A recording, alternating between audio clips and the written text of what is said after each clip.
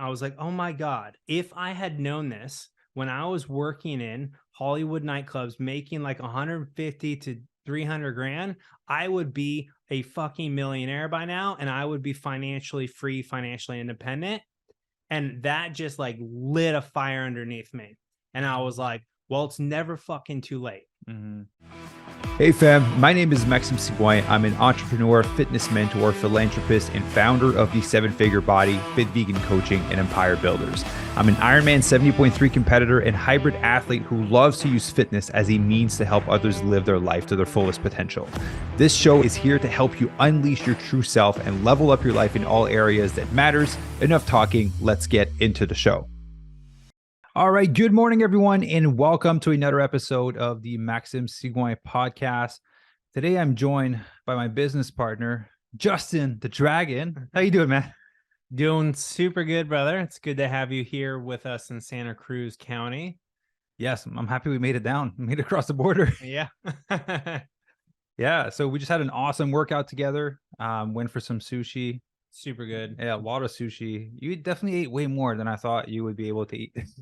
People are surprised at how much I can eat, but it's one of the reasons I'm called the Dragon. Awesome. So for the people listening, again, this is a new show. This is episode 3. And so I started this podcast because I want to be able to talk about various other subjects outside of just plant-based nutrition and fitness. And so Justin and I together co-founded Fit Rich Vegan, which we rebranded the Fit Rich Life. And we can dive a little bit deeper into that later on. But the whole basics of the program is to help you get fit and get a handle on your money, right? Pay off your debt, increase your net worth, increase your earning capacity. Yep. And so what I want to do today is kind of talk about Justin's story and how he got to the position where he's in now, where he is financially free. He got out of, I think, $80K in debt. Yep. Yeah. So how he got out of debt, put himself in a position to be financially free. Some of the strategies that he's used, the mindset shift that he's had to go through. So let's just dive into it, man. Like, how did this whole journey start for you of like, I want to be financially free?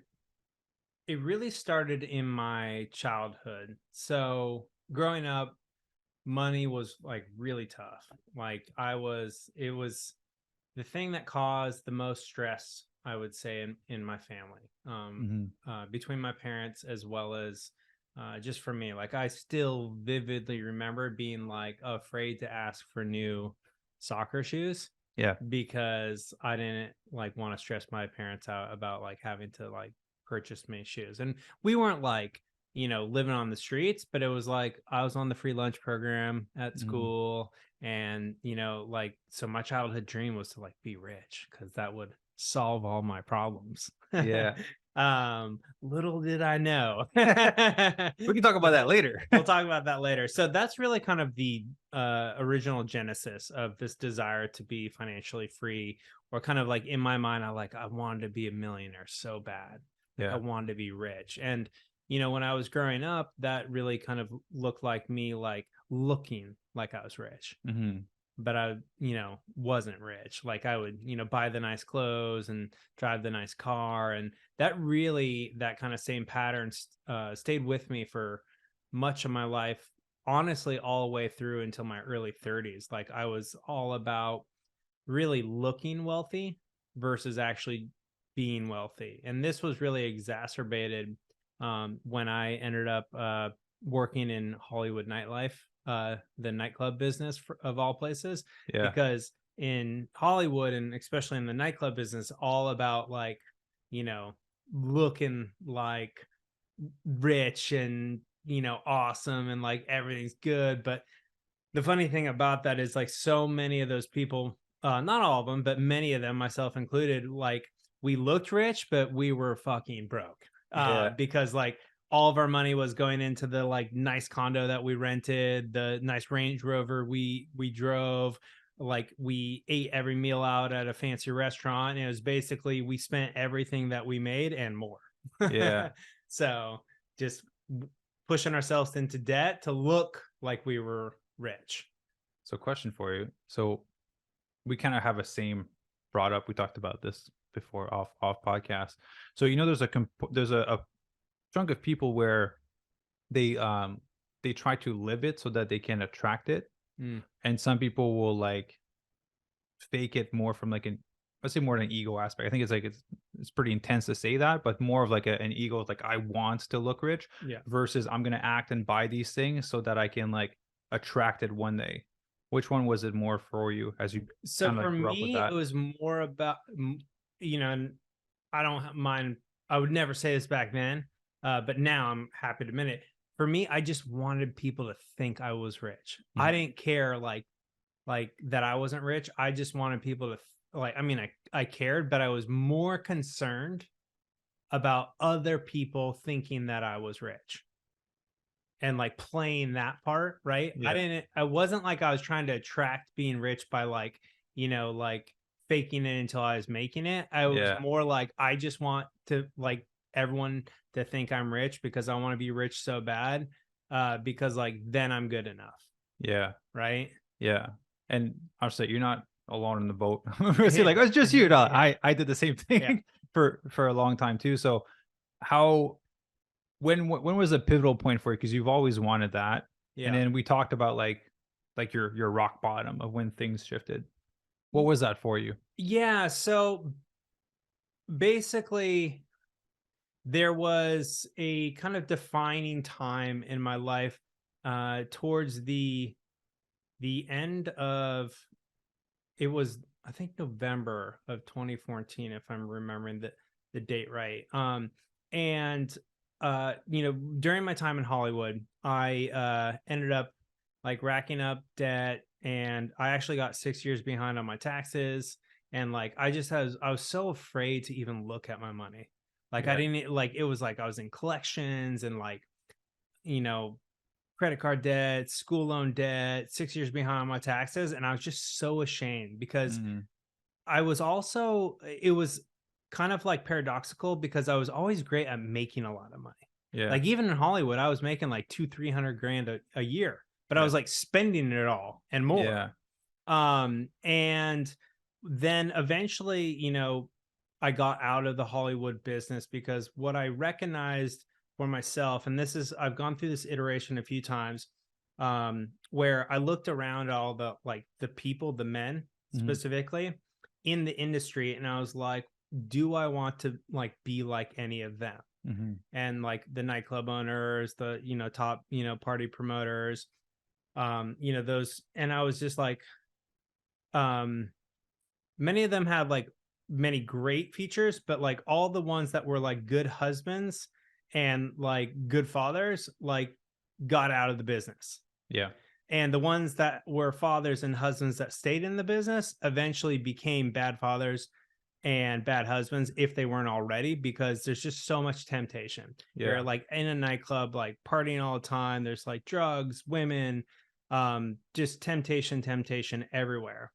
And I was like, okay, I know that literally within the first year or two, I was like, I'm becoming 5 to 10% worse of a person per year, Mhm. just because the nature of the business, drugs, alcohol, money, prestige, power, um, you know, that. And I was like, if I stay in this, I'm gonna be a really shitty person in like 10 years. I'm gonna be Yeah. like a really shitty person, really, really shitty person in 20 years.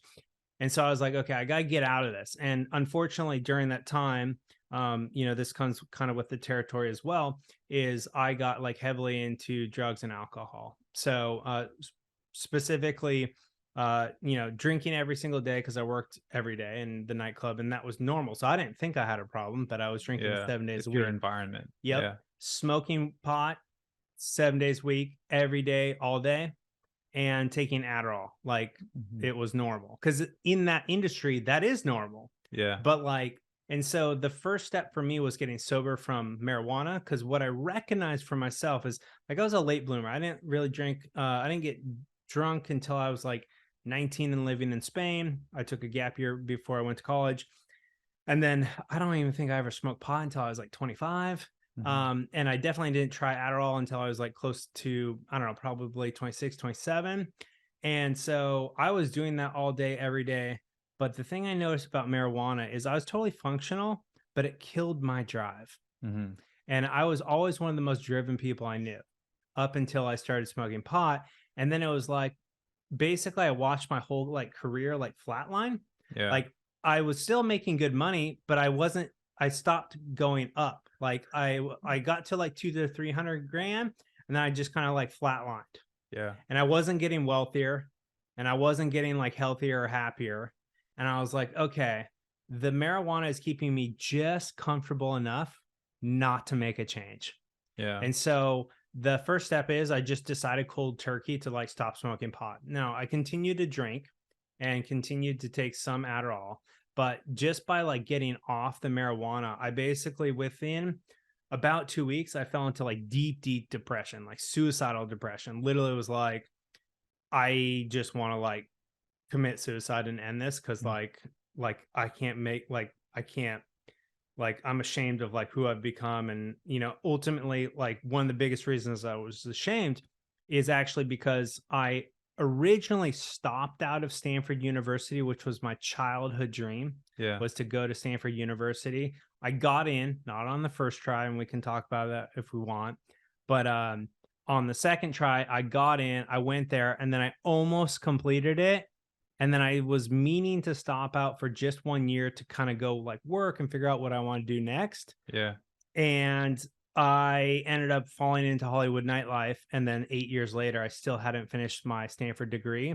So people would find out, like occasionally, I didn't ever talk about it too much in nightlife because it's like, who the hell who goes to Stanford, like goes and works in a nightclub. Yeah. But when it would come up, they'd be like, oh, that's awesome. You graduated to Stanford. And I wouldn't lie, but I would say I went to Stanford. Yeah. I'd be like, yeah, I went to Stanford, but I wouldn't, like, hidden within that was the white lie that I actually didn't graduate. Yeah. And so I was really like, I kind of developed this like inferiority complex, like, oh, I'm not good enough because I didn't actually finish that. Yeah. So I fell into that deep depression because like I've been suppressing like all these different emotions by doing all this like drugs and alcohol and smoking pot. So Carl Jung, like one of the like founding fathers of psychology, he has this saying that depression is Mother Nature's way of resetting the psyche. So basically that like 5 years of like, you know, 24/7 like pot smoking, well, not 24/7 because I couldn't smoke it when I'd sleep, but I probably would have if I could have figured out how to do that. I was like, all those emotions that I've been storing for years had come up for processing. Yeah. Finally. And so crash course on processing. Yeah. So I literally was like, if it wasn't for literally my best friend at the time, who's now my wife, and my mom, my dad, and my brothers, who I was able to talk to every day and be super open about like, hey, like, you know, I'm seriously considering like suicide. You know, they were like, I didn't do it because I didn't want to hurt them. Yeah.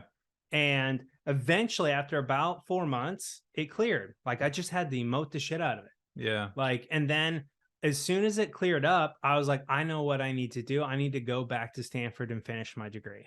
Yeah. Because one, that was my childhood dream and I can't leave that incomplete. Like I know that's the next step and I don't know what I'm going to do next, but I know if I go back there, that is the best environment. You talked about environment that I've ever been in, like smartest people I've ever been around, best like hearts, just up to really great things in the world. And I was like, well, I'm going to go reboot my life and like go back there and figure it out. So I left my career in Hollywood, even though super successful on the outside, making lots of money, partying for a living, like, you know, looking like I was living the dream. Yeah. The Instagram dream life. Oh, like so many of my friends from like high school, college were like, oh, you just lived the life. Yeah. And I'm like secretly like depressed. Yeah. So basically, when I came back to Stanford at the end of 2013, I had 2 quarters to finish up. And it was a challenging time because basically that was the same time that I found out that my parents, my mom's house was getting foreclosed on. And my dad got diagnosed with prostate cancer. And this is like, as I'm trying to finish the last quarter of Stanford. And I just like, it ended up taking me like an additional quarter or two to get everything completely done. Because it was just so emotionally hard for me. Like I was freaking out. My mom's like going to lose her house. And like, my dad is like, you know, diagnosed with cancer. And so finally finished it, like struggled through that, got it done. And it was at Stanford that I actually met like this, the founder of what would become the founder of a Stanford startup And that's a whole nother podcast that we can go into if we want at some point. But the short part of that story, before I get to the kind of like money turning point, is like, I could have never predicted that I would become a founding team member of a Stanford startup, but that's the kind of stuff that can happen when you change your environment. Yeah. Is like there's just like so many possibilities. And, you know, one of the things I always coach around is like, if you want to change your life, change your environment. And this can be literally just change up a room in your house. It can mean move to a new city. It can mean move to a new country, you know, change jobs, like, you know, change your virtual environment. Like, what kind of environments are you spending time in online? Yeah. And all those are super important. So that was like, you know, very good fortune. But at the end of 2014, I was finally cleaning up those back taxes, working with a professional.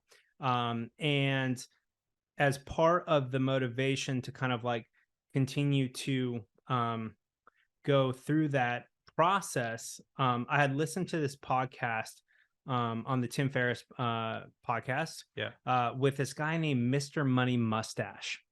And I was like, as I was like working through my taxes, I was like, and he had like on the podcast, he'd just spoken about money in ways I'd never like what he said made sense, but I'd never thought about it in the ways that he was talking about. And so I was like, I should go look up that guy. Yeah. And then I went up and I looked him up, and I stumbled upon this article called The Shockingly Simple Math Behind Early Retirement. And basically I read through it and it all made perfect sense. Like, to me, I was like, oh my God, if I had known this when I was working in Hollywood nightclubs, making like 150 to 300 grand, I would be a fucking millionaire by now, and I would be financially free, financially independent. And that just like lit a fire underneath me. And I was like, well, it's never fucking too late. Like, even though I'm like freaking, I think I was 35 at the time. I can't do the math right. But anyways, I was like, I'm going to figure this out. I'm going to like change everything financially. And I went from trying to like look rich to like, I don't fucking care. I want to earn as much money as possible and save as much money, because that's the two sides of the equation. Like, the way to get to financial independence, and this is what like in the article he talks about. The way to get to financial independence the fastest is to increase your savings rate as high as possible. So your savings rate is the total amount of money that you keep each month, right? And you can look at it per month, per year, per quarter, whatever. But basically, it's what you earn minus your expenses divided, that number divided by the total amount that you earned. So basically, whatever that percentage is. So if you can actually keep 80 or 90% plus, you can get to financial like independence in like as little as like 2 to 5 years. Now, if you can just keep 50% of it, you'll get there in like 10 to 13 years. But most people in the US have less than a 5% savings rate, and many people have a negative savings rate. This is why they have to work for 60 plus years. And even then, many of them don't have enough money to get through retirement. The rat race. Ultimately, right? They're spending more, and they're always trying to catch up on paying off the line of credit. And as they earn more, they spend more. And this is called hedonic adaptation, or lifestyle inflation, or lifestyle creep. And so I finally fucking was like, no more lifestyle creep. But I didn't just focus on cutting costs. I focused equally as hard on earning as much as possible. Which, that's a powerful side of the equation. Because there's only so much like you can like cut costs. But it's where everyone needs to start, because most people have way too much what I like to call financial fat. They're just like spending, they have all these subscriptions, they eat out all the time. They're just like not managing their expenses at all. And they're just carrying all this like extra financial fat that is like, you know, financial expenses fat. And if you just go take a few months and really just get all your expenses aligned with your values, your vision, and your goal, then suddenly you've reduced your expenses like maybe as much as like cut them down by half or more. And then suddenly by doing that, you have like, let's say you cut your expenses by a half, you literally are doubling your savings rate. Yeah. Right. With not even changing your earning. Yeah. But then you can go work on the earning and you can earn you can earn almost to like infinity, right? There's people who make multiple millions or even billions per day. Yeah, per day, per month, etc. And so a lot of people will stop, they'll go to like getting their like expenses like really cut down, and they'll really go to like a frugal lifestyle. Yeah. But they kind of are lax or lazy or don't even focus on earning more. They kind of just are like, oh, okay, cool. I guess I'm just the type of person who only can make like 50 grand a year, and I'll just like frugal myself to financial independence. Yeah. Where I was like, no, fuck that. I want to do both. Yeah. I want to go hard as hell. So for 2 years, I didn't eat out. No joke. Didn't eat out one time, unless I think there's a couple times, but it was paid for by somebody else. Yeah. Literally didn't go to the movies. And I still had tons of fun because for me, I made frugality a game. Yeah. I was like, let me see how creative and how much fun I can have while I cut my expenses to the bone. Yeah. Literally. And it was like a super fun, like 2 years for me.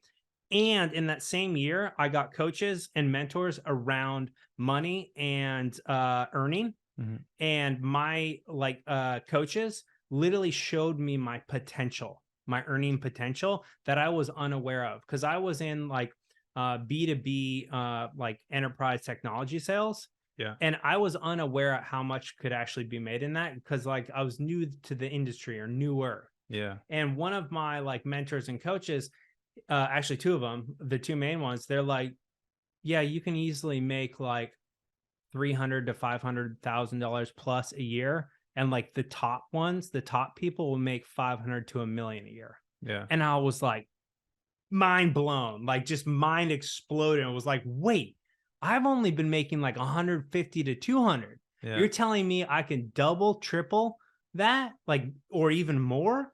And suddenly when I had somebody who believed in me, my potential, and also told me what was possible, I was finally open to that possibility.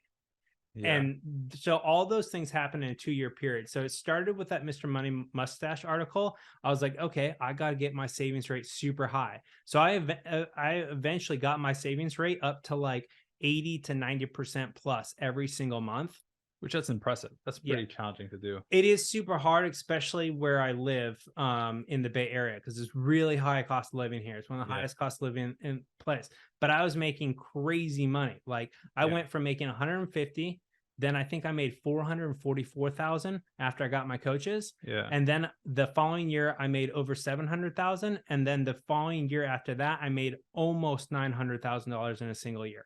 Yeah. And so basically in 2 years I became a millionaire. Yeah. From negative 80,000 to millionaire. You stashed everything. So I invested like a crazy person. I was like literally investing like some months, like 50, 60, 70, $80,000 a month. Yeah. And it was also a really good time in the market because like the market was going up. So like as I was investing in it, it was taking that money and compounding it really fast because the market was on an upswing.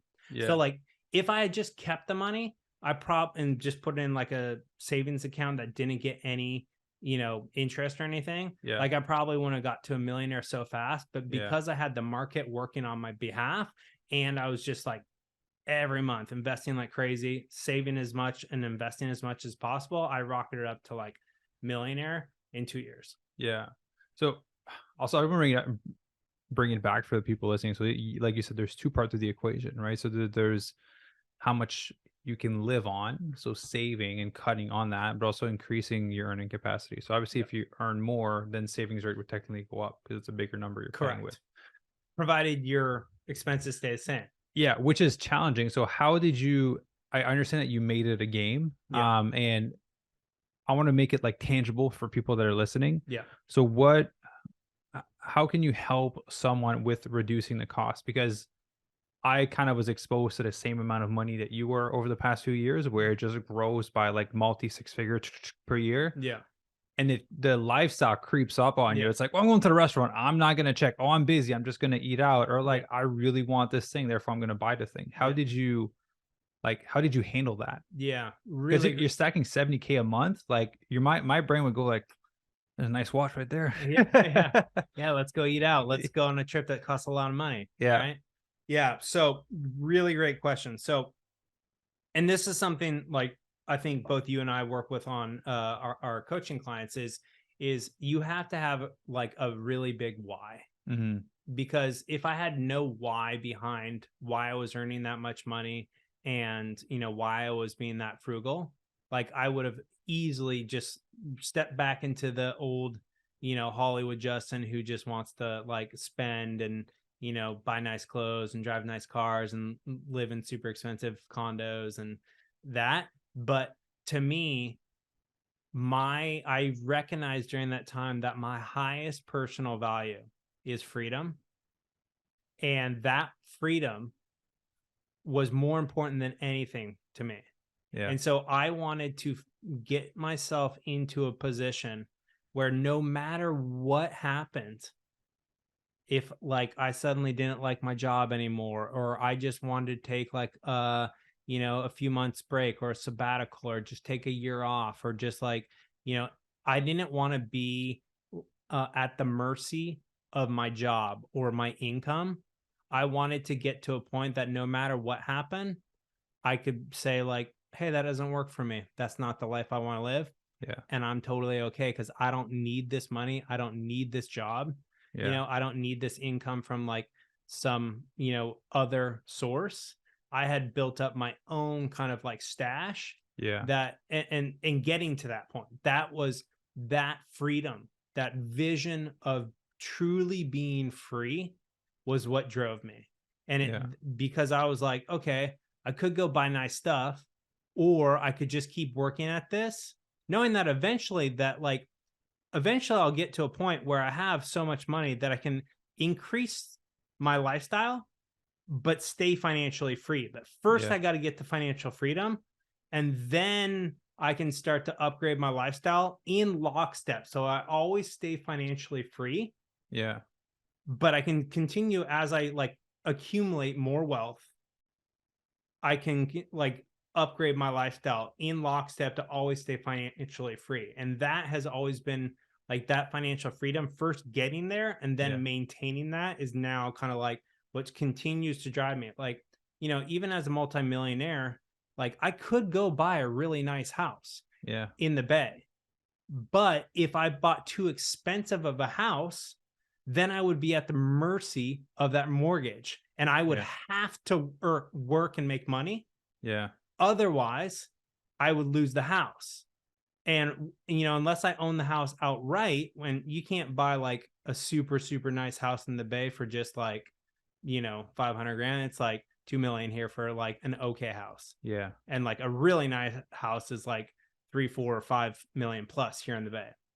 So I didn't want to be like, cool, now I got this nice house, but if I lose my income, like I'm fucked. And then if I default on my mortgage, it doesn't matter if I own 90% of the house. Still gone. It's the bank still owns it up until I completely pay it off. Yeah. And so right now, like me and my wife, we rent in a really beautiful place. I mean, like you're here, it's like very beautiful. Yeah, it's a really nice home. And so for me, it's still like I'm still tied to that same vision, being financially free, that freedom, just knowing that like, hey, like if I change my mind on how I want to live my life, I can literally like snap my fingers and transform. I don't have to be like, well, I can't do it because I need the money. Yeah. Like from this income source, whatever it is, whether it's entrepreneurial, like endeavor, like a consulting endeavor, like a corporate job, whatever. It's just like, for me, that freedom is so important. So for people who want to get to financial freedom fast, you have to tie yourself to a bigger vision. Like, is like having that financial freedom, that financial independence, is it a big enough why for you? And for some people, it will be. For other people, they'll need to decide on another why. And maybe that's like being able to take care of their parents, or, being able to take care of the kids and like them be there for their kids. Cause I have like, Mr. Money Mustache is a perfect example. The reason he did what he did is because he wanted to be there to raise his kid. He didn't want to have to be in a cubicle because he was like a software engineer. He's like, wait a minute, like mathematically, I can figure out how to get to financial independence, and then I can literally like retire and raise my kid. Yeah. And that's what he did. Yeah. And that's beautiful. Right. Now, that's like, for me, that like, we don't have kids yet. So that's not why I did it. But for me, I just wanted to make sure that I had that freedom. And that was such a big driving why. And it still is, like, and that's related to my values. Right. Yeah. And part of my vision for my life is always being and feeling free. So let's define that, because I've heard we talked about all these great concepts, and like we didn't define what financial freedom, financial independence is. Yeah. So what does that mean? What does that look like? And you gave me like a kind of a quick equation to kind of figure out what that number would have to be. Yeah. So there's a couple, like, it's defined differently by different people, but the way I like to think about financial independence is meaning that your assets that generate income cover the cost of your living expenses so that you never have to do any paid work. Now, you can, if you'd like to do paid work. I love to make money. Yeah. I'm not going to stop making money because it's fun for me. Yeah. But I only want to make money doing work that I enjoy. I don't want to have to like do work to make money, but I hate the work, because then I'm not free. Right. And so basically being financially independent means that like you never have to work for money. You get to work for money if you choose to. Mm-hmm. But basically it means like you can live for the rest of your life without earning another dollar, like from a job. Yeah. Does that make sense? Yeah. And then an easy way to kind of calculate this, and we won't go deep into the like how all this works necessarily in the show, like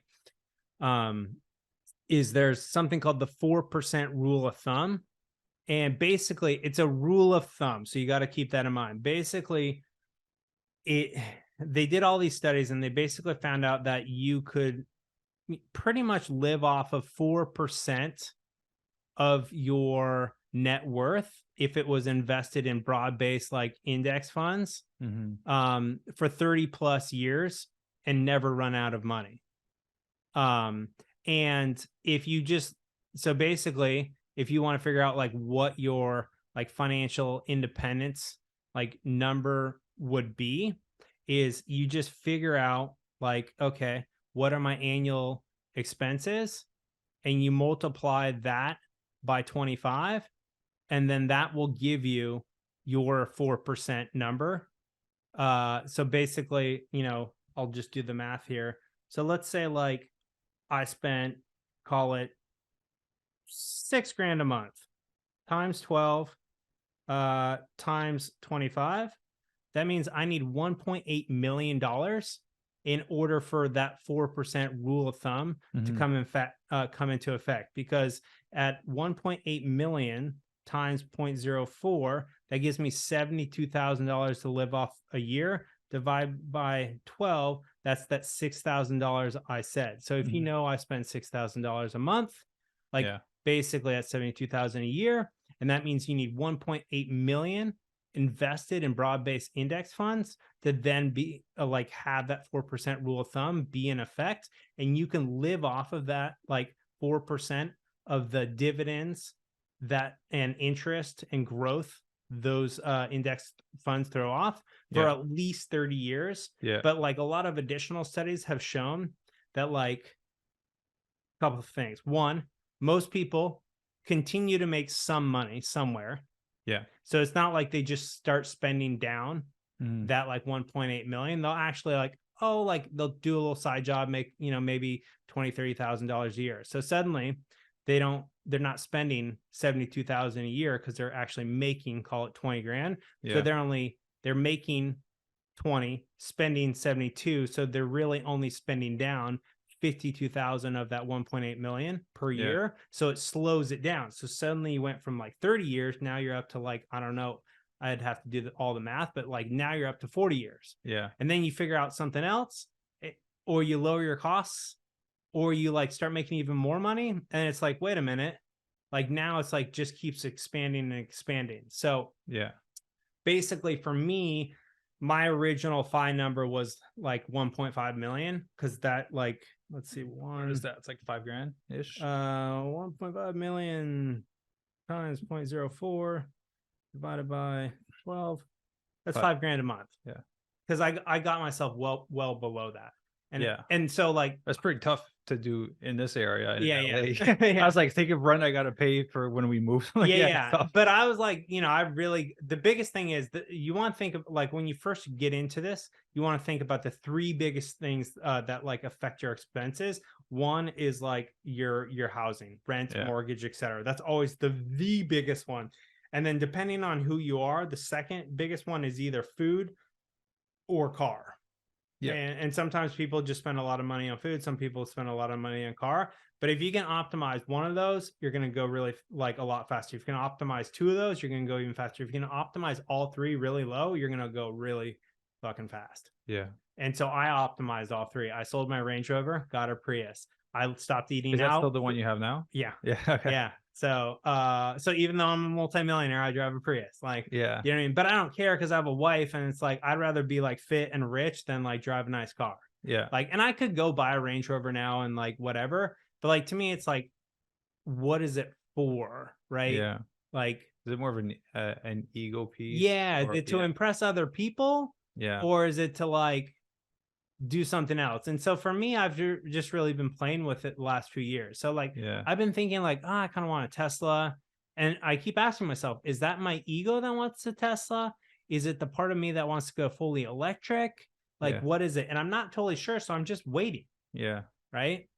So those are the things to think about. Like, create that big why, use the 4% rule of thumb. And some of you people like listening, watching, you'll be like, fuck. Like, I spend $100,000 a year and I barely make $100,000 a year, or I make 70,000 a year and I'm going into more and more debt a year. Yeah. This is why it's really important, and this is what we work on with our clients in Fit Rich Life Coaching, is like starting to actually manage and track your money. Yeah. Because what gets measured gets managed, empowered, and manifested. Mm-hmm. Right. So I actually took Peter Drucker, like one of the kind of like luminaries of like business management. His quote is like, what gets measured gets managed. I've just built upon that. What gets measured gets managed, empowered, and manifested. So if you're measuring your savings rate, then you can start to empower it to grow that savings rate even higher, which will then manifest you achieving financial freedom. But if you never start measuring it, it's like, basically, if I drop you in the ocean and say like, hey, meet me, in Hawaii, if you don't know where you're at, you don't know how to get where you want to go. Right? You have to know where you're at and where you're going each step of the way in order to go. Like, so you think about it like a GPS, right? Yeah. So like tracking, managing your money starts to give you that GPS system. Yeah. Like, am I tracking towards where I want to go, or am I off course? Okay, now I need to course correct. And so many people, myself included, and until I started working with professionals, I was so afraid to look at my money. It's another big part, right? Is people are, like you said, some people are making 70K and are spending 100K. I bet you the people that are spending 100 making 70 don't even know they're spending an additional 30. They just see the credit card bill and they're like, oh, I'm just going to pay for it because, I need to pay for it. And at the end of the year, like, God damn, line of credit has an extra 30K on it. And I don't know how I got there. Yeah.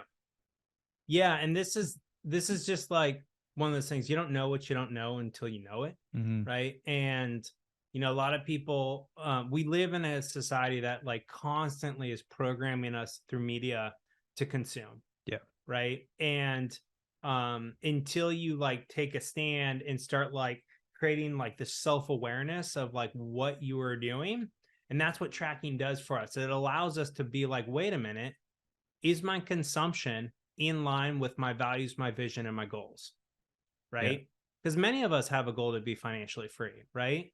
But that goal is unachievable if you don't actually like see if your spending and life is in line with that goal and the values that you're going to have to develop in order to achieve that goal. So one of the things that I really love is this idea that our actions reveal our values. Mm. and our values empower us to achieve our goals. So when you realize like, wait a minute, my actions show me that like I really am not disciplined with my money. I'm really terrible with my money. Like then the way to change your value, like if you want to be disciplined, take disciplined action around your money or your fitness. And discipline is a scary word for a lot of people, but I had a coach reframe it to me because it sounds hard. It sounds like lack of freedom. Correct. Is what discipline sounds for a lot of people. But Jocko Willings, discipline equals freedom. True. But the way I like to think of it is I am a disciple of my money. I'm a disciple of my fitness. And what is a disciple? They are devotional. They are reverent, right? And so like, I love being a disciple of my fitness and my money. I love being a disciple of my fitness, of my best life, right? Because then it's like, I am in reverence and devotional to those aspects of my life. And now like discipline along with freedom are two of my core values, right? Yeah. And there's this really awesome yogic term called moksha, which literally means freedom through constraint. Yeah, I think you put that in one of your presentations. Yeah. You probably had. Yeah. So basically, if you think about it, when you go and exercise, you're constraining your body into this, like, okay, I'm going to do this workout that is like putting in me this, like this physical box that's going to force me to like go through challenging movements to like get more fit. But as you get more fit, you become more free. And then when you start to track your money, you're constraining things, right? You're starting to like measure savings, expenses, like put boundaries, etc. And then suddenly you have you start accumulating money in like achieving more and more financial freedom. And so literally you actually get freedom through constraint or through discipline or, you know, as Jocko Willink says, like, you know, discipline equals freedom or whatever he says, but it's like, it's so fucking true. And like Jocko's like hardcore, like hard. I'm like, yeehaw, crazy, happy, fun. And I'm like, I'm devotional, right? Yeah. So it's like, it doesn't matter how you get to it. Like all the wealthiest people, they're super disciplined. Some of them are crazy, fun, wild people. Some of them are super hardcore, like army type militant people. It doesn't matter, but like they all have that, like, you know, that core value of discipline in that. Yeah. So I appreciate you sharing that. There's a component of like mindset that I want to also talk about. Sure. But I just want to touch on a piece of tracking, which is basically a form of bringing awareness to those areas that are important to you. Yep. And I feel that as humans, we tend to numb ourselves. Right. So it could be with drugs or alcohol, but it could also be with like social media, YouTube, TV, Netflix, 100%. And all of these things. So people are very numb to their bodies and their health. So they could be carrying 40, 50 pounds overweight. Yeah. They could be 30, 40K in debt. Yeah. And they choose to live as if it's not there because it's too painful to look at. Yeah. Right. And so ultimately the people that are going to listen to this podcast episode will have somewhat of a desire to improve, or else they would just not be on this channel ultimately.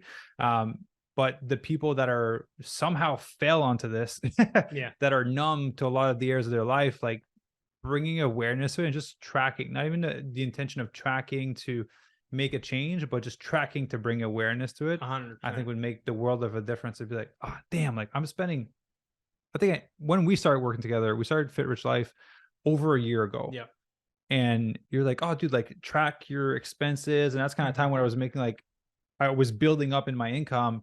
I was like, man, I spent like $2,000 on food last month. And I didn't even know I spent $2,000 on food. I remember when you said that to me and I was like, dude, that's I spend like $800 or $900 for two people, but $2,000 is like, and I spend like all organic, like I buy a lot of groceries. Yeah. I was like, I spent $2,000 fucking food. Yeah. It's Whole Foods, man. Yeah. Whole Foods in LA. But paycheck. Yeah, pretty, like it's crazy. So definitely bringing awareness really helped a lot to be like, okay, like I'm definitely spending too much on this. Now when I go to a restaurant, I'm like, how many times did we go this week? Okay, cool. I know it's like $60, $40. I kind of know where I'm at ultimately. Yeah. Would love to talk about mindset. Sure. Because there's two components what we shared. saving money, lowering your cost of living, right? And some of your biggest expenses, and increasing your earning capacity. You know about upper limiting, right? Damn, what's the book? I forgot. The Big Leap by Gay Hendricks. The Big Leap. So for those people listening that have read it, you're going to understand the next point. If you haven't, go read the book. Highly recommended. So when you talk about lowering your cost of living, I think there's upper limits that can show up in there. And when you talk about increasing your earning capacity, there's definitely upper limits that can show up in there. So how did you navigate going from like living nightclub, making like, you know, multi six figures, but spending multi six figures, to going like, okay, I'm going to make like close to $1 million now, and I'm going to cut down my rate of saving? Like, what mindset changes did you have to make on the saving sides and on the earning capacity side? Again, this is why I go back to like having it be a game, right? Because like humans, the cool thing about us is like we're so dynamic. Like we can literally make anything a game. Right. And you don't have to play a game forever. Right. So I knew like, okay, like I'm going to play this frugality thing. I'm going to have fun, and I'm going to enroll like my wife into the bigger vision. Right. So like many of you like have a partner, right?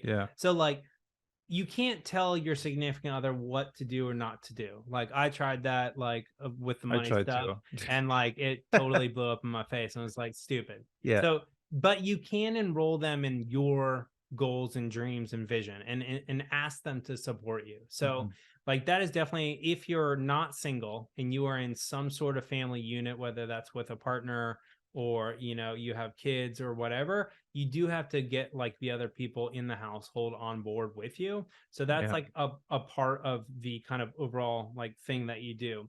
The mindset that you want to like take on is like really being like the champion of your own life, the author of your own life, but also like really like, how can you make it fun for you?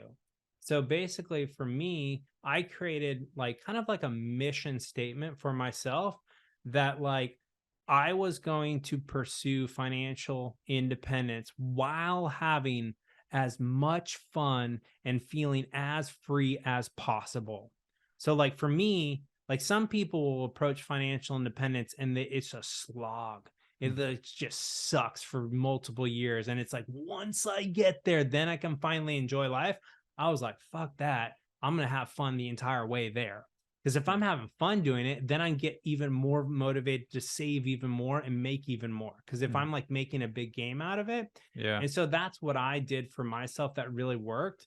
And there's just so many different ways to save money that you don't recognize until you start going down that. So like I started to learn how to travel hack, basically like using like credit card sign up bonuses to get travel points. And then I ended up racking up like over 1 million like points. I haven't paid for like an airline ticket since 2014, like almost 9 years. Now. Like that's insane. Like sorry. All this took place at all this went down that first, I just remembered the date. It was November 2017 when I read that Mr. Money Mustache article. November 2014, I think, was when I was finally finishing up like things at Stanford, or sometime around there. But yeah, it was 2017. So just to like correct the timeline, but basically that's the mindset is you really have to like make it fun, because no one wants to do anything that's like hard or sucks. Right. But if like, just like people can fall in love with like working out out is like, you're literally putting your body through struggle and pain. But like, how many people love to work out? Right. And sometimes people who are out of shape have to learn how to fall in love with that process. Right. So that's step one. Step two, so like make it a game, like step two is like, you know, enroll the people around you, because money is a team game if you're in any sort of family unit. So like they don't have to go at the same speed as you. They don't have to do what you do, but they at least need to support you doing what you want to do in order to achieve that financial freedom. Because if they're working against you or it's causing friction in the relationship, that's not going to be a fun life. Right. So that's the second part. The third part is you really have to fall in love with the journey. The process is the prize. This is something Ryan Holiday says in his book, The Obstacle is the Way, which is like one of my favorite books. It's a great book. And like the process is the prize. So the process of kind of like getting your expenses in line and then strategically working to like earn more money. It's not actually earning more money or lowering your expenses. It's the process of going through that. Yeah. And by going through that, you're going to have to become a whole new person. And this is where, like, I forget. Oh, I think it was actually Tony Robbins' teacher.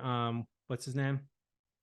Jim Rohn. Yeah. Who actually said, it's not the goal, it's the person that you're going to have to become to achieve the goal. Yeah. So the goal isn't financial freedom or to lower expenses or to earn more money. Like, I mean, or to be fitter. That's exactly. That's the goal, but that's not really what's important. What's really important is the person that you're going to become. Mm-hmm. And since I went down this path, I've become such a better person to myself, to my wife, to like the positive impact that I'm making in the world. And that's what you want to like start to be like, is like, who do I have to become to lower my expenses, to earn more money, to create financial freedom, and get excited about becoming that person, right? And then getting those values, vision, and goals like all aligned, right? So you have a goal of financial freedom. Okay, cool. What are the values you're going to have in order to get there? Like, and what is the vision of not only like achieving financial freedom, but the vision of how you get there? Does that make sense? Yeah. Yeah. Because if you start with a big vision, a big why, you work back to like the goals, or you can develop the goal and the vision kind of at the same time. And then as you have that goal and vision, what are the values you're going to have to develop, and then make all of that a game, enroll the people around you. And that whole thing is like a game plan to get you to financial freedom. Yeah, I love that. So basically, that's what I find interesting with a lot of successful people that I have around me, with, you know, you being a part of those, the level of reframing that everyone goes through each, like whether it's they're like really rich and they want to get fitter, or whether they're super fit and they want to learn to make money, right? Or they're like trying to navigate both at the same time. It's always like a game of reframing, because everyone has access to some of the same things. What's the difference between starving and fasting? It's a choice. It's literally just a different frame. Yeah, exactly. Right? Yeah. That's what I said when I was poor. I was fasting. I'm fasting. Okay. I'm all right. I'm doing all right. Yeah. No, man, like a lot of the tools that you've shared with me have helped me a lot since we met. Yeah. Because you told me, I think I'd heard about financial freedom like many, many years ago, but I was probably like 13 years old. Yeah. Right. So I was like, that's a cool thing. But when you presented it to me in the position that I was in, I was like, shit, like that's actually like achievable within the next like 3 to 5 years. Easily. Like, but then you told me about like paying off the debt first, which I'm happy that I did that. Yeah. My 60K just gone. Right. Don't you feel lighter and like more powerful and happier and healthier? Yeah, because it's just not there anymore. And then the other part you told me is security accounts. Yeah. Like building security accounts for your life and for your business. And then I built those. Yeah. I think I have 6 months in each. Yeah. Also called an emergency fund. Yeah. But basically it's just like a buffer. Like if anything goes wrong, like, you know, you have a nice like cushion. Yeah. Like, okay, cool. Like, you know, whatever, all my online businesses failed at the same time, I'm going to be okay for like several months. Yeah. Right. So doing that brought a big feeling of security. Yep. Because now I think in total, I could probably take a year off of everything and be good and have time to think of what other thing I would want to do. Yeah. So that was such a big move. So a lot of things that you shared with me that allowed me to like pay off the debt, build a security account, started my investment journey. Yep. You teach to our members for 100%. The Fit Rich Life coaching. So I want to go into that. So for the people listening, like, it's a plug, of course, because we started it, but there's great value in it. Yeah. So when Justin and I first had this conversation, we want to create something that we wish we had when we were younger. 100%. Because no one taught us how to be fit and handle our money. Yeah. Right. Like I'm gonna be 30 in a few months now. And like, I just learned that shit last year from you. Yeah. All right. No one taught us that in school. I had no one, if you're not from that world and no one in the environment knows that stuff. Yeah. You're probably not going to learn it. Yeah. I didn't get a six pack until I was like 32 or 33 and worked with my first fitness coach. And I had tried by myself for 15 plus years to figure it out. Then I work with a coach and like, bam, 4 to 6 months, I'm like abs, muscles, like great on camera, like shirtless at the beach. Oh my God. Yeah. Why did I waste 15 years trying to figure out on my own?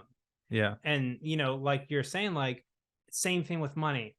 Yeah. Like if I had Fit Rich Life coaching or something like that, when I was working in Hollywood making all that money, like I would have been financially free, financially independent, like in my, like well before 30, like, in my middle 20s.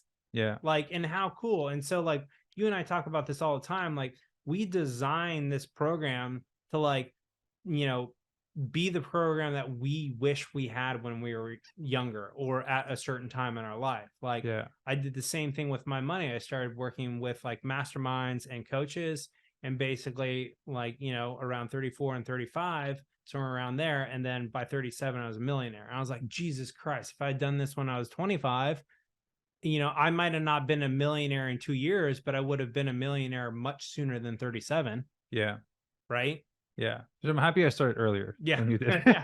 I'm happy we met and we did this. So, ultimately for the people that we work with, like what are some of the tools what's some of the wins that you've seen from our members? You have some pretty incredible wins financially. I got a lot of great physical transformation, but a lot of great financial wins. Yeah. I mean, there's so many different ones, and it's because there's so many different sides of money.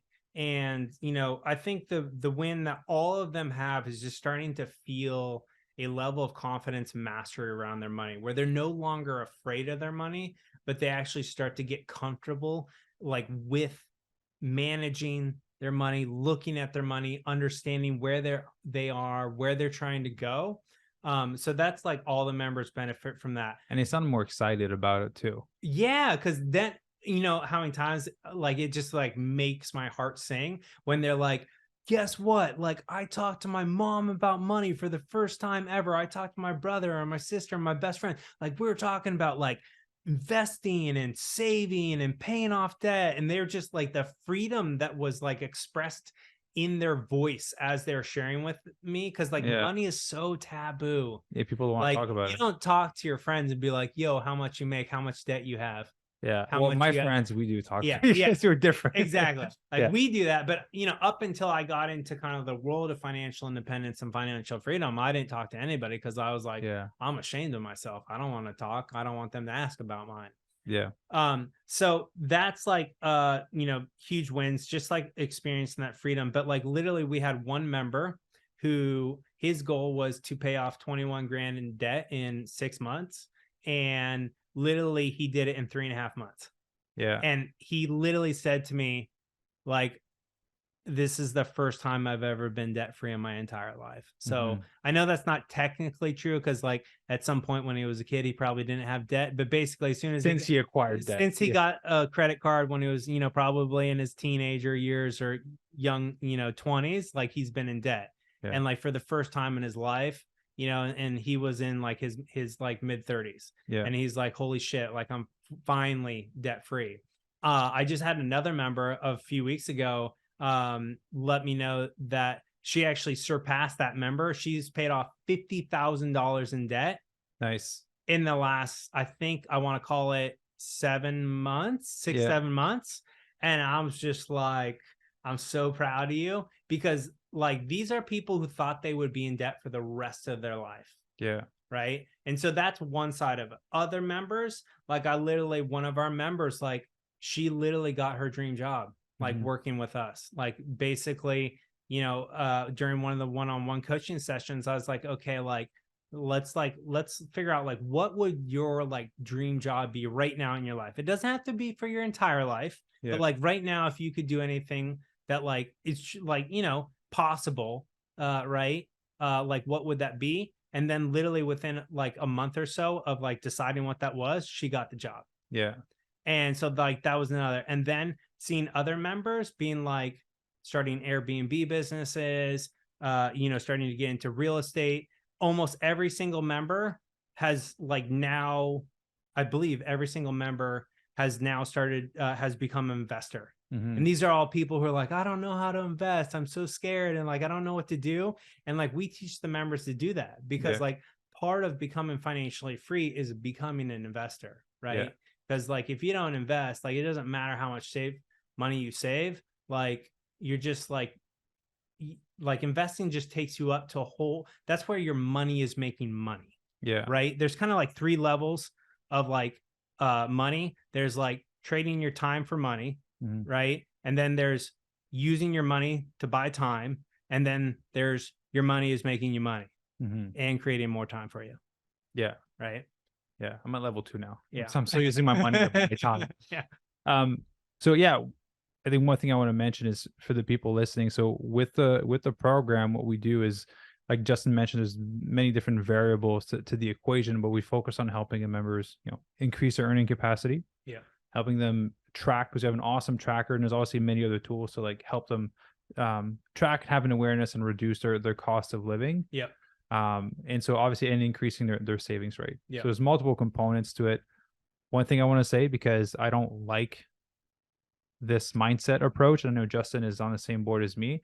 This is not a make money quick rich. Oh, no. Like it's not quick money. Yeah. It's not a quick fat loss. Like this is a long game plan. 100%. Justin's transformation, long game. My transformation, long game and as even well. 2 years to a millionaire is insanely fast, and there's luck involved in that. Like that's right time, right place. Yeah. But like I truly believe like almost anyone can get to millionaire status in 5 to 10 years if you're like dedicated. Yeah. And if you're lucky, you'll do it faster. Yeah. But anyone with the right skill set, the right kind of like, team around them of like coaches and mentors, like can get there in 5 to 10 years. No problem.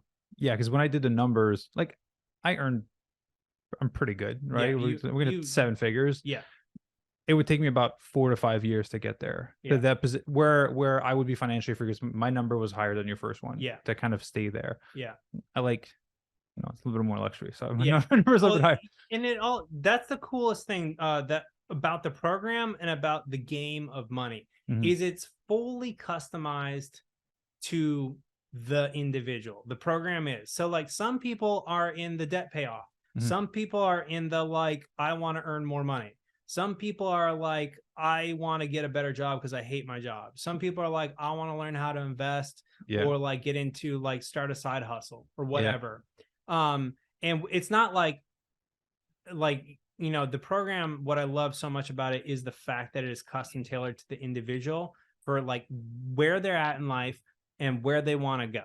Right. It's not like, hey, everyone gets the same program and everyone does the same exact thing. Now, there's certain things that there's certain tools everyone gets that everyone uses to get to their goals, but the program is always tailored. And then the money journey for you and for me, and everyone else is highly individualistic, right? Like you earn a lot of money, right? So you can rocket up to like financial independence a lot faster because you don't need to necessarily worry about earning a ton more money. You just need to now accumulate and build wealth. Right. And now, like you've seen working with me, you're suddenly starting to accumulate money. Yeah. Right. And whereas before it's just kind of like you're making more, but like there was nothing to show for it. Yeah. And that was me too. Yeah. Like I was making plenty of money, but there's nothing to show. You get to at the end of the year, like this how much profit I got? That's very little. Like where did it all go? Or it's like, fuck, I made that much money, but there's nothing in my bank. Yeah, I know. I was like, where did it go, man? Yeah. Yeah, I get that. The other thing is we have a broad range of people in the program. We had a few multimillionaires in the program, just like we have, the mom next door that's in the program. There's some students. There's some younger people in the program, like different age ranges from different backgrounds. Our youngest member right now is around 22, 23, and our oldest member right now is I think 58. Yeah. Yeah. And like, there's people like if there's someone who's even younger or even older, like we're happy to take with them because like we're all on a different journey. Exactly. There's no age to mastering your money. Yeah. Right. Yeah. Because like you said, you talked to some people that didn't end up joining the program that should have, some people, are making multi 6 figures 100%. And they have a runway of like 2 months. Like if they don't make money for 2 months, like they're screwed. They have nothing. The house of cards falls down. And that is unfortunately most people. Yeah. Literally most people. It's like if they stop earning money within 1 to 3 months, everything would fall apart. They would lose their house. Like they'd be like, either moving in with their parents or out on the street. Yeah. And that's crazy. What kind of stressful life that is to live that. You're just constantly running, right? You're constantly sprinting. You're just trying to keep up. You're always on that like hamster wheel. Yeah. It's like, and you can't even pause to be like, wait, am I living the life I want to live? Yeah. Because you're like, fuck, I don't even have time to stop and think. Yeah. Right. Yeah. So just so people understand, like, this is a big passion for Justin and I, because Justin was in a position and got to the position of financial freedom. To me, get fucking slept in my car. I was fasting for a long time. Right. Like so for me, I really focused on increasing my earning capacity, which skyrocketed. But on the flip side, I had to learn to like reduce my expenses, because it does kind of creep up as you earn more. So that's the part I'm focusing on. So everyone's on their own journey, but it's definitely something like I wish I had, and Justin wishes he had. And it's so awesome to see the wins from the members. And the coolest thing about it is, like, it's not forever. Like, you don't have to be frugal forever. Like, you can if you enjoy it. But like, I would say the most interesting thing. So I hit, kind of like my first level of financial independence around 37, and I'm about to turn 41. So it's been, like 4 years. So the last 2 to 3 years, I've kind of really been like exploring what is my rich life, and I call it my fit rich life, because who doesn't want to be fit and rich and live a great life? And so now it's like I spend a lot more on like the nice home that we live in, right? Then, for 9 years, like I lived in, like, it wasn't like the worst place in the world. It was what I like to say, it was the worst house in a really nice neighborhood. Yeah. It was a nice house, but it's different. I never saw all of your old house. But because we're shopping for an apartment right now, because we're moving to LA. So when Ivy shows me, she's like, "Oh, I found this home." I'm like, "Show me the kitchen." You can tell if the house is nice just by the kitchen. So I remember the tiles on your other kitchen. I was like, I know what kind of home it is. And then you have a nice kitchen here. And so, but that's the thing though. I utilize, so when I discovered financial independence, I chose to stay in that place because it allowed me to, like, as I continued to earn more, save more and more. So I could have moved to a much nicer place. And believe me, my wife really did want to, but I said to my wife, like, it is so important to me to achieve financial freedom. Like, can you just like be patient with me? We'll move to a nicer place, but it's really important for me to like get us to financial freedom as fast as possible. And, bless her heart, she was like, she wanted to move like 5 years ago, and we just moved. Right. But she did that for me. And that's why I say it's a team game, right? Because if we didn't have that conversation, if she didn't agree to support my dream of financial freedom, like, that could have ended the relationship, right? But instead we decided to talk about it. And that was another thing we work with our members, and I'm really passionate about, is how do you talk about money with your significant other, right? Because it is such a team game. Now, again, I said this earlier in the podcast, you do not need to go at the same speed. You don't even have the same values. It's okay if one person's hyper frugal and the other person is just like mindful of their money. And that's ultimately what me and my wife did. Like, my wife continued to eat out with her friends. I was like, go ahead. I don't care. You can eat out, like, use your money to eat out. And I'm going to use my money and like put it into the investments. Like, for us. Cause like, that's more fun and exciting than eating out to me right now at this point in my life. So now, like, I eat out once or twice a week. We just had awesome vegan sushi. Like, we live in a nice house, and like, I have 3 different gym memberships. Like, like, now I invest in the things that bring me massive happiness. So like, like, I'm always like, how do I increase the richness of my life?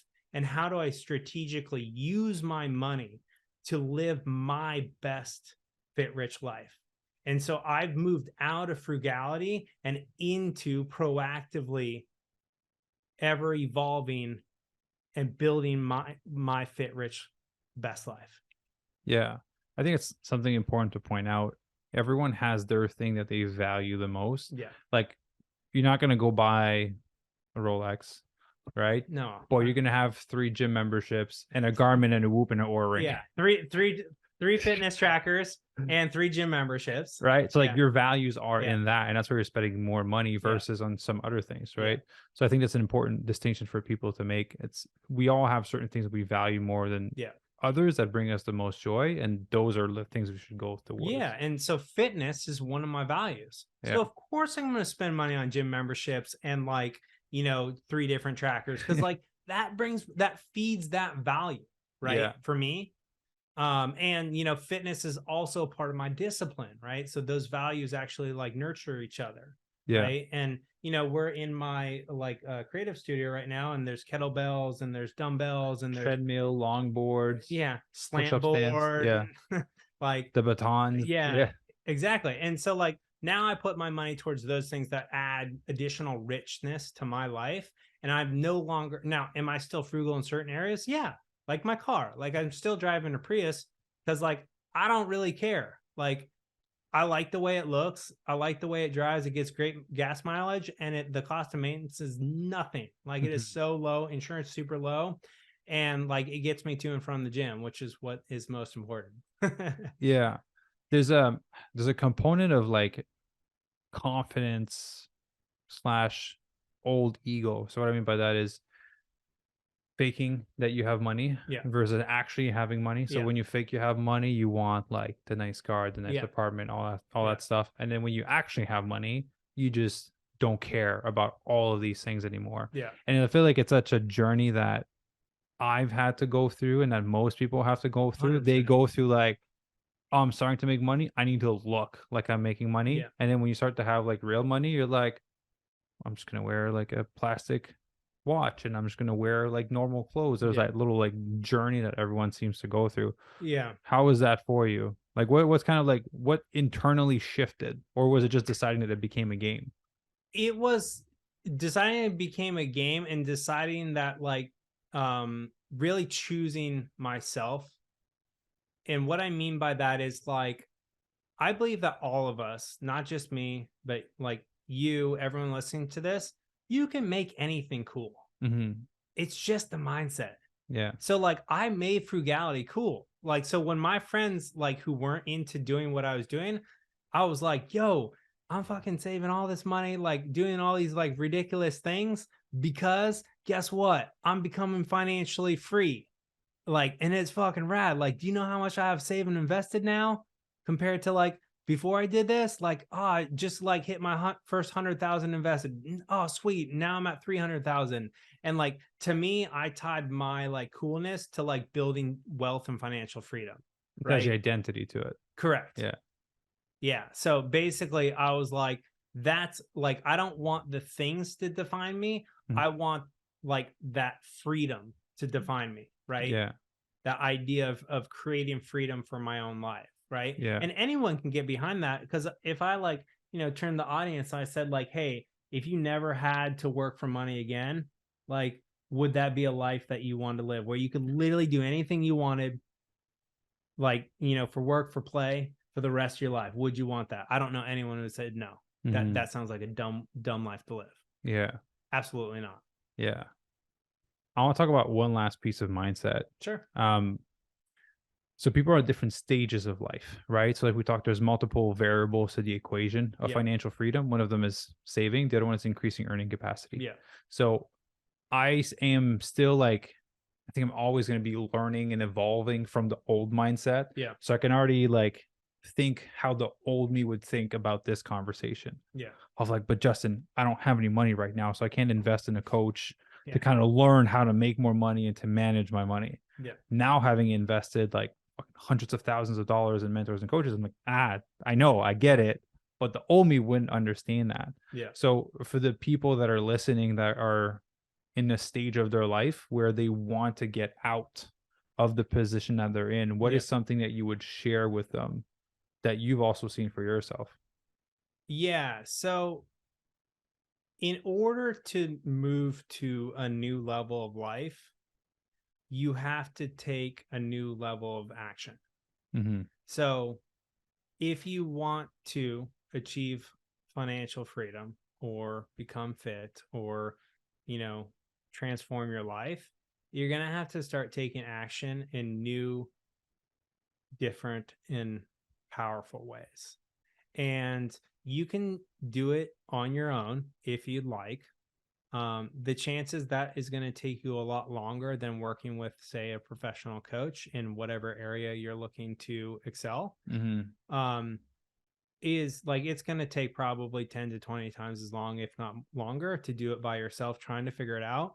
Yeah. Or you could just bite the bullet and make the best investment possible, which is the investment in yourself. Like even better than investing in, the stock market and an index fund is investing in yourself. And you look at all the most successful people in the world, whether the athletes, businessmen, great husbands, great wives, like many of them, if not all of them, utilize coaching and professionals like masterminds, coaches, etc.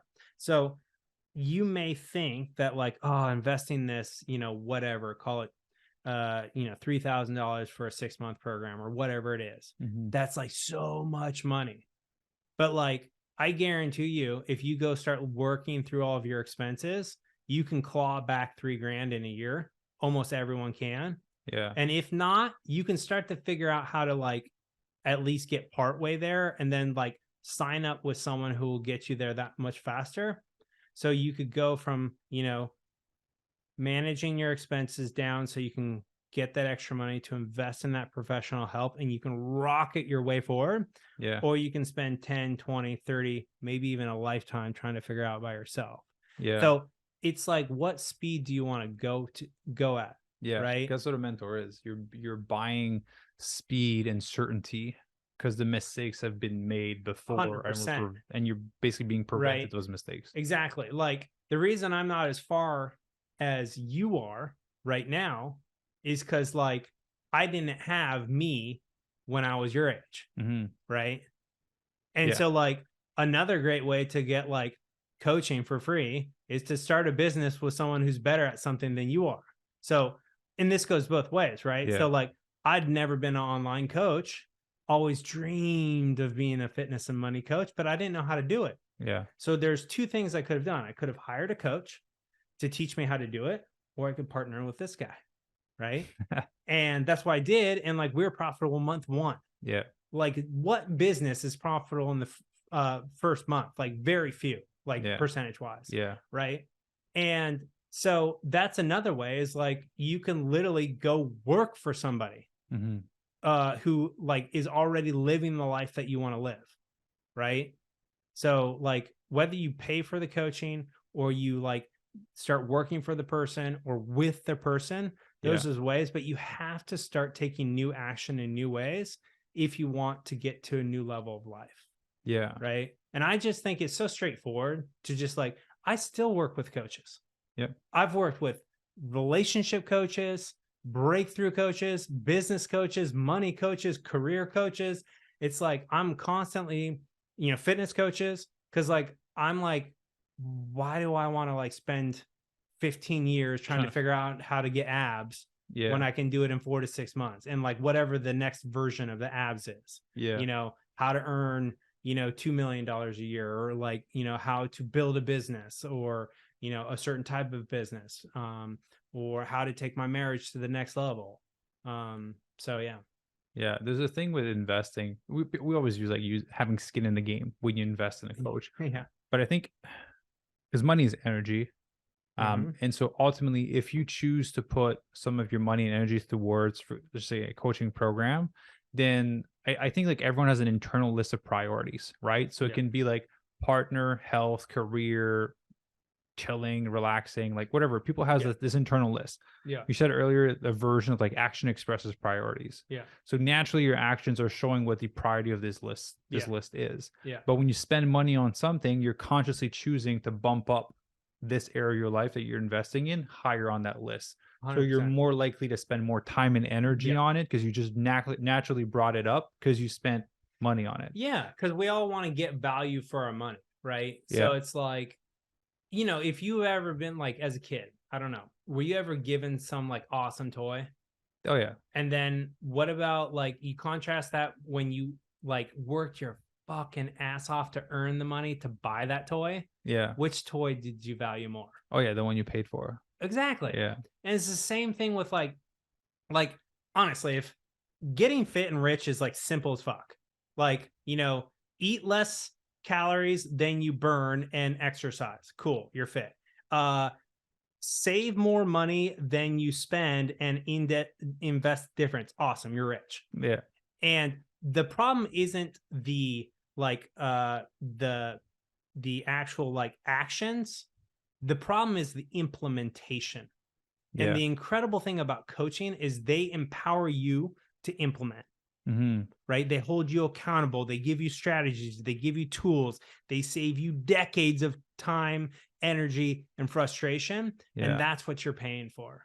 And they help you build a new identity. 100%. Yeah, that's a big part. Yeah. I mean, because I just get goosebumps about, like, literally, I just got goosebumps being like, thinking about, like, I'm the type of person who gets coaches because, like, I'm a high performer. Right? Yeah. And anyone who steps into coaching for their first time, they're like, wait a minute, I'm that person that's like such high performing that I have a coach. Yeah. Like, that feels good. Yeah. Right? It's an identity piece also to believe that high performers get coaches, right? It's also a recognition that I think most of us are looking for, which is I am worthy. Right? I am worthy to have a coach.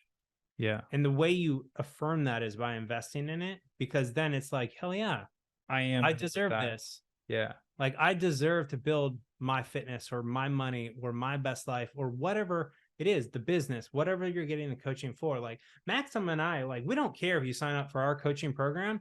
We're just like, we just want you to build your best life and, like, get there as fast as possible. And it's an ever evolving thing, but each time you get to a new level, you start to work, like, you work with a new set of people, coaches, friends, mentors, business associates, colleagues, etc. that help bring you into that next level. And then you kind of master that level, and then you want to go to the next level, right?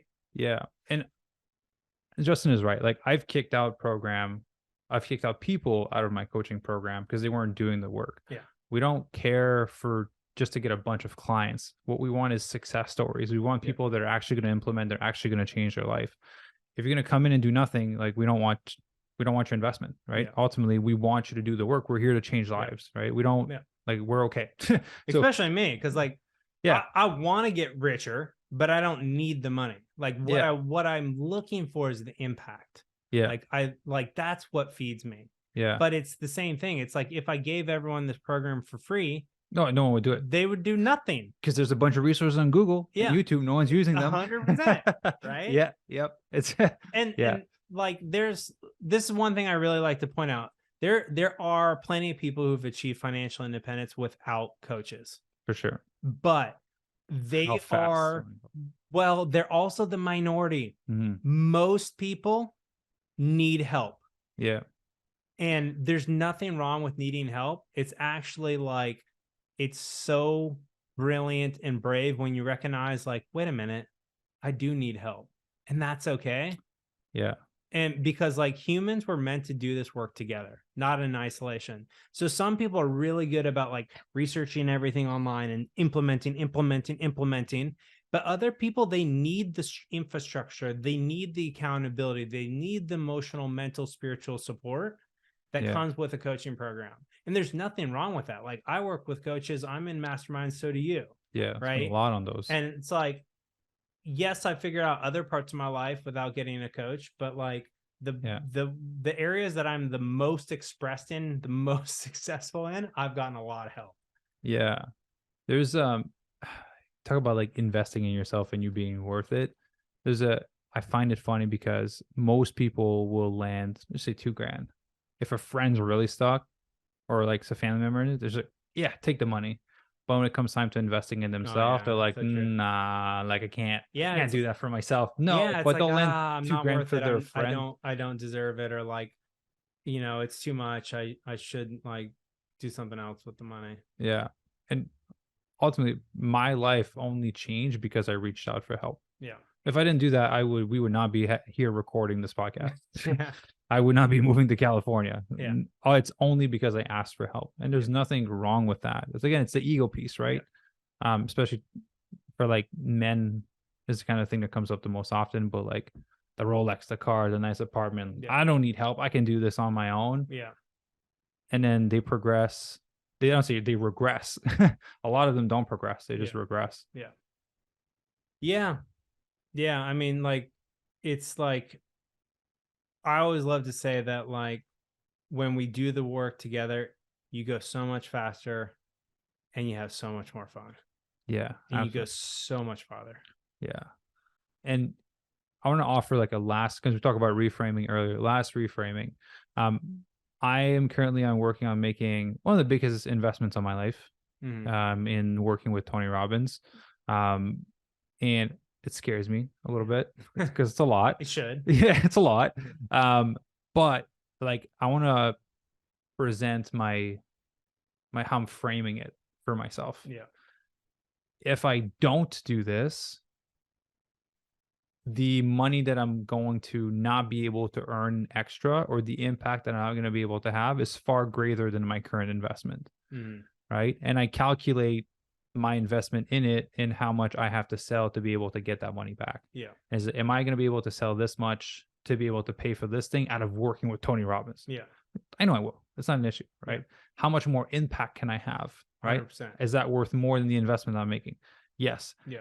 Am I going to save decades of stupid mistakes and costly mistakes? Yeah. Because when you start off in business, you make mistakes. It's like, oh, $100 mistake, $1,000 mistake. And then you progress, and it's like $10,000 mistake, $50,000 mistake. And you're like, your mistakes become more expensive. And so it's like, am I going to be able to like speed up the process by decades and reduce the amount of mistakes and the cost of those mistakes? Like, then therefore the investment is worth it. Yeah. Yeah. I mean, if I could go back to my 25-year-old self and say like, hey, like if you invest like $3,000, I will shave off 10 years of your fitness journey and 10 years of your money journey. Yeah. Would you like to do that?